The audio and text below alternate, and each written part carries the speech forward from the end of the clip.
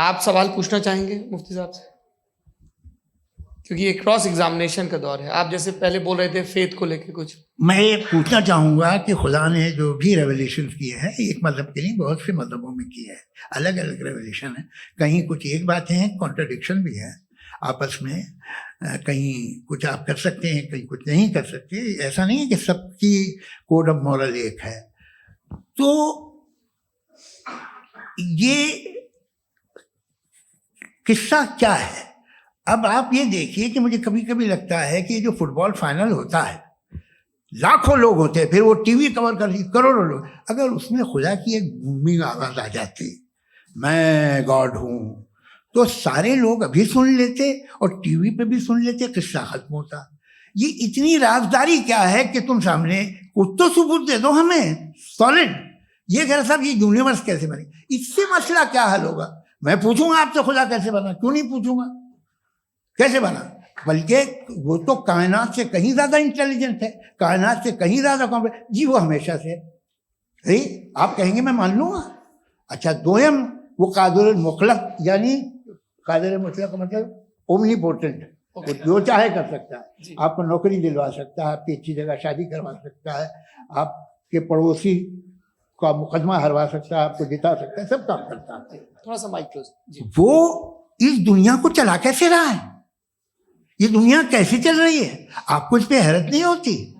या कयामत के बाद कभी एक जस्टिस होगा, जब ये बच्चा मर चुका होगा, जिसकी धज्जियां उड़ गई बम से, इसको इंसाफ मिलेगा तब? अच्छा, अब जवाब दूं? हाँ जी, मैं इसीलिए आप की तरफ। सबसे पहले आपने रेवलेशन और स्क्रिप्चर्स की बात की, इस पे मैं बात कर सकता हूं, लेकिन आज नहीं करूंगा चूंकि वक्त कम है। कभी और इस पे डिस्कस करेंगे, मैं तैयार हूं उस पे भी बात करने के लिए। ये अभी से राउंड 2 की भूमिका तय हो रही है। Does God exist round 2? जी, चूंकि आज गॉड के एग्जिस्टेंस पे बात है, तो मैं उसी के रिलेटेड जो है आपके सवालात को एंटरटेन भी करूंगा और मैं भी पूछूंगा।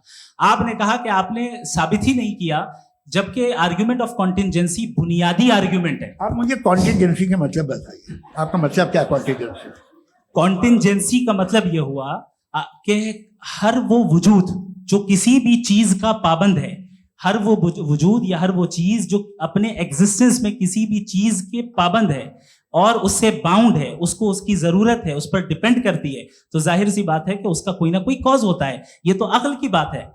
ये आप रीजनिंग की बात करते हैं, मैं वही कर रहा हूं। दूसरी चीज, आपने ये बात कही कि इतने बिलियन लाइट ईयर्स दूर है, उसका मेरा क्या लेना देना। फिर मेरे ख्याल से आपको ये नहीं कहना चाहिए I think therefore I am an atheist. आपको सोचना चाहिए, सिर्फ आप एक लिमिटेड दायरे में रहकर नहीं सोचें, बल्कि बाहर निकलकर सोचें। आपने तीसरा सवाल किया, आपने 2-3 सवाल एक साथ। ऐसी बातें ना कीजिए, कुछ लोगों को इतराज हो जाएगा आप पे कि आप कुछ भी सोचिए। ये इजाजत आपको है नहीं, मुझे है।